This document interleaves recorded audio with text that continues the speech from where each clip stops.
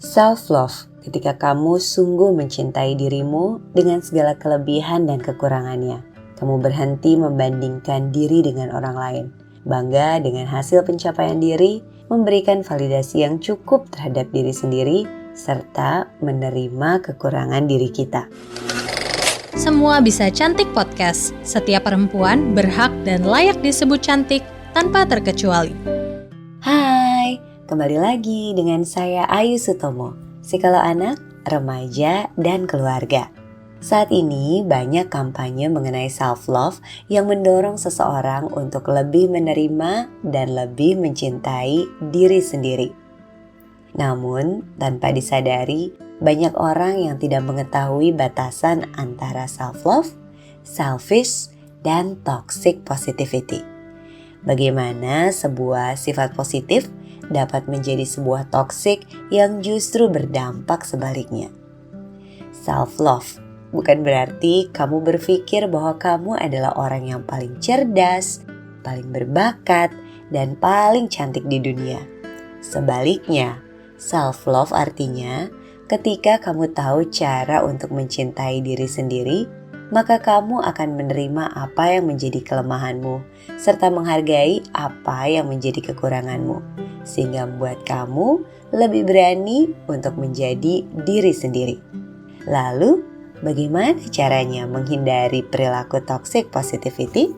Self-love dapat berubah menjadi selfish ketika atas nama penerimaan apa adanya pada diri, kemudian tidak memperdulikan kebutuhan orang lain, sehingga berfokus pada apa yang kita mau, kita butuhkan, dan kita inginkan secara berlebih, sehingga secara langsung ataupun tidak langsung merugikan orang lain.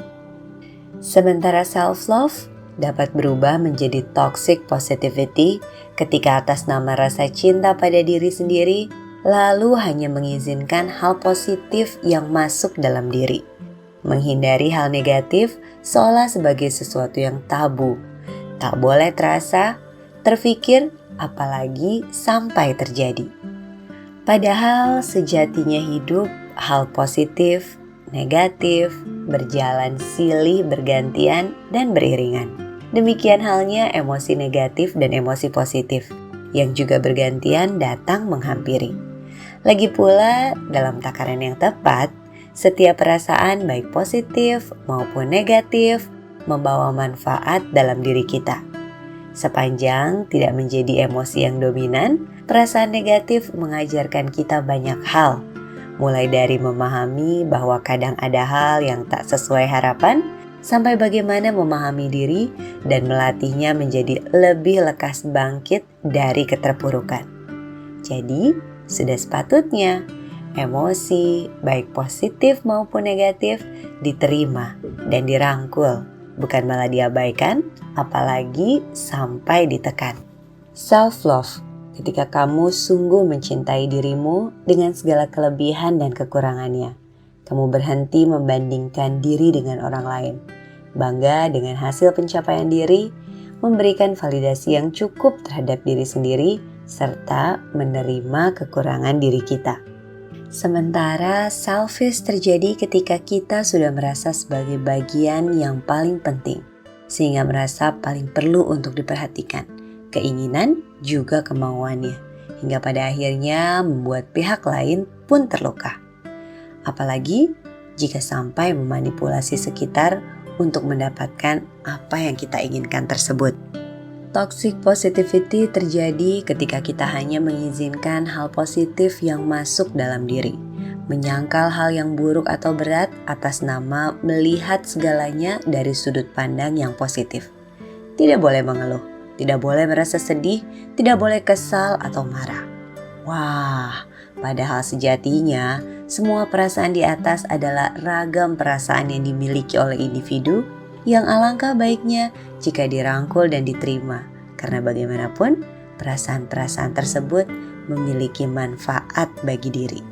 Sebaliknya, menyangkal hal negatif yang berujung pada pengabaian dan memendam perasaan akan membawa dampak buruk bagi individu, baik secara fisik maupun psikologis. Jadi, kalau kamu sedang sedih, marah, kecewa, itu gak apa-apa banget. Itu bagian dari perasaanmu. Karena gak semua hal harus selalu positif. Self-love bukan sekedar menerima diri dan dalam tanda kutip menjadi positif secara keseluruhan. Apalagi sampai merugikan orang lain atas nama cinta pada diri sendiri. Self-love lebih dari sekedar itu. Maka cintailah dirimu dengan rasa cinta yang tepat, pantas, dan wajar. Sehingga rasa cinta tersebut tidak menyakiti dirimu, juga orang-orang di sekitarmu. Terima kasih sudah mendengarkan episode ini. Saya Ayu Sutomo pamit.